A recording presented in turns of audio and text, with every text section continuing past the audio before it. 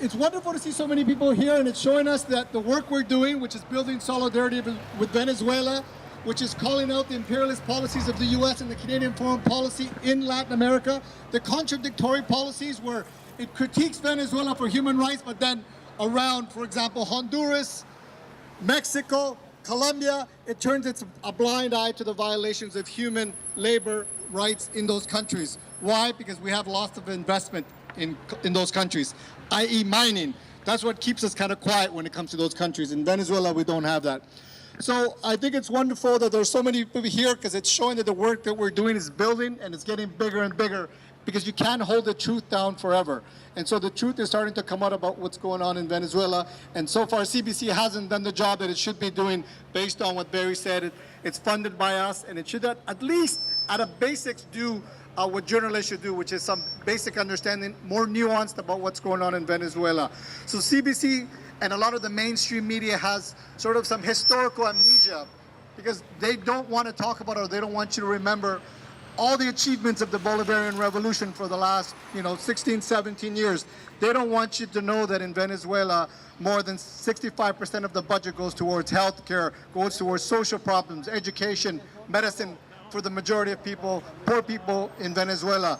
They don't want you to know that the Bolivarian revolution is challenging the neoliberal model that has, gripped us, the capitalist model, on a global basis. So it's looking at investing in social programs in the majority of the people. I think what's important for the CBC to understand is that we're not asking for much, really. We're just asking to present a basic nuanced understanding of what's going on in Venezuela. So if you're going to have a talk about Venezuela, at least at a minimum invite a Chavista or somebody that represents the government, so at least we can have a debate. The sad part about the international media, including CBC, is that it has tried to silence the biggest political force in Venezuela, which is Chavismo. No matter what anybody says, that is the biggest political force in Venezuela. As Barry mentioned, more than 8 million people voted for the Constituent Assembly. It's profoundly democratic and participatory, and that is something that I believe scares the mainstream media, including CBC, because if more countries were like Venezuela, then we would demand more from our elected government representatives. We would demand more from our democracy. So it's important to keep in mind when we talk about human rights, labor rights, that we also talk about a non-interventionist policy in Venezuela. The narrative of the right-wing, violent right-wing extremists from Venezuela, which are very similar to what we're seeing in Canada and under Trump, are doing the same things in Venezuela. For example, they burnt people alive.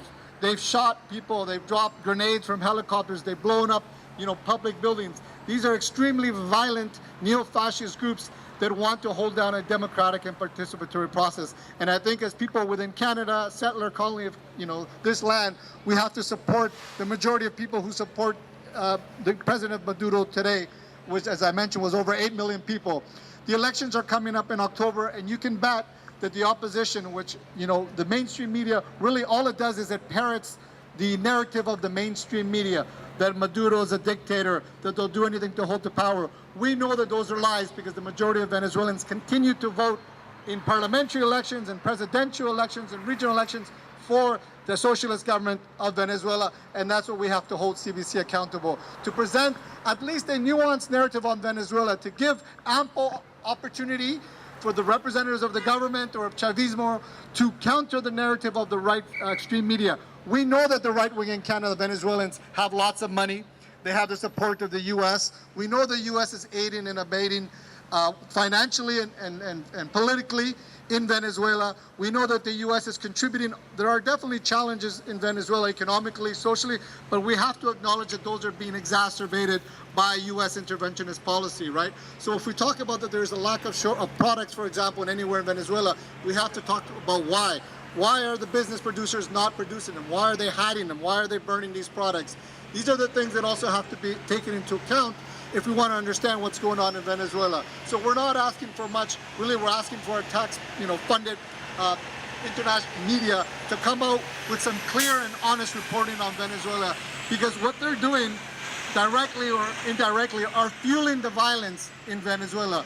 They've emboldened an extremist right wing in Venezuela that I mentioned has done, horrible crimes and won't stop at anything but to overthrow a democratically elected government. They have said from the beginning that they don't care about the democratic process. Their goal is to overthrow the democratically elected government of Nicolas Maduro.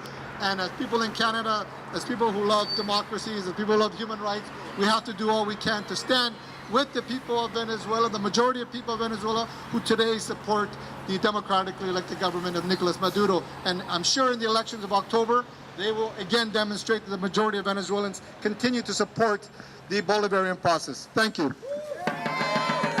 Thank you very much. Well said, Raul. And Raul is one of the... Maduro! Maduro! The destabilization against Venezuela continues as we are in here. Its initial phase was marked by the mobilization of violent groups demonstrating against the government. They killed ordinary passersby and even people who had joined their street protests. In the second stage, the big food distributors caused a shortage in the supermarkets. Later, deserters of the army made armed attacks against the headquarters of the Ministry of the Interior and the Palace of Justice, Supreme Court. They called people to rebellion, and as usual, they went into hiding. The international press has always attributed to the regime the deaths recorded during the demonstrations, although numerous video recordings show that they are deliberately murdered by demonstrators themselves. On the basis of this false information, the press described Nicolás Maduro as a dictator. Horse crap. As it did 6 years ago with the Libyan leader Muammar Gaddafi and the Syrian president Bashar al-Assad. It is the bet of the opposition, widely exalted by the war hegemonic press, as before with freedom fighters in Nicaragua, mosquitoes and death squads, and the Libya and Syria and Iraq. They lie shamelessly to obscure what is really happening in Venezuela. The temptation of the Venezuela right to internationalize the conflict and to attract the military muscle of the empire gained new buzz with the recent declarations of the head of the Southern Command, Admiral Kurt Tilt, before the Commission of Armed Forces of the US Senate, and above all the appointment of Liliana Ayalde as a Deputy Chief of the Southern Command. I just want to mention who is this lady. The new Deputy Chief of the Southern Command, Liliana Ayalde, participated in the parliamentary coup that ended up with the democratically elected President Fernando Lugo in Uruguay. And she also was in Brasilia when the impeachment of Dilma Rousseff happened. So, fascist? Yes. We can see it in their methods, similar to those employed by armed gangs of Mussolini and Hitler to terrorize Italians and Germans by sowing and spreading destruction and death. Fascist for its political content, because its proposal is intrinsically reactionary in attempting to erase in a stroke all the popular achievement reaches from 1999 onwards. Fascist also because of the absolute immorality and unscrupulousness of their leaders, who fueled the fire of violence inside their bands of paramilitaries and thugs to attack the life and property of Venezuelan agencies and institutions of the states, such as hospitals, schools, public buildings, daycares, and so on. Fascist because they do not argue about the possibility of plunging Venezuela into a bloody civil war, or in the unlikely event of prevailing, make Venezuela an abominable American protectorate.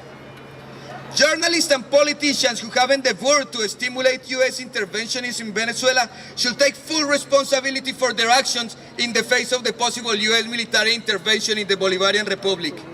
They should think of the carnage that caused the most recent Yankee direct intervention in Latin America country, Panama, where with the aim of capturing his former CIA agent, Noriega, hundreds of people were killed and wounded by the Marines in the deadly night of December 20, 1989. Before I finish, we all have heard how much of these supposed violations of the human rights by the Maduro government, but I bet that most of us have never heard by these liars how is the humanitarian crisis in Colombia. That's right. A country where in the northern Colombia desert, the children are dying of physical thirst and hunger. And you know why? Because the big mining companies just took the river for them. A country like Colombia, where the paramilitary groups and the army officially exterminated a whole political movement, Unión Patriótica, and is doing it now with the new political movement, Marcha Patriótica. A country in which during 8 years of Álvaro Uribe as president, there were more than 5,000 positive fakes. Positive fakes is when the army kills civilians and put them boots and a gun and accuse them of being guerrilla fighter just to prove results. Shame. A country like Colombia, where there is no humanitarian crisis according to these liars, where the paramilitaries rule from the Congress and even from the presidents. So where is the media? Oh, true. Colombia is a country under occupation, so they're happy with that. Shame. It is time for solidarity. All with Venezuela and all against the US imperialist intervention. ¡Viva Chavez! ¡Viva! ¡Viva Maduro! ¡Viva Bolívar! ¡Viva la revolución bolivariana!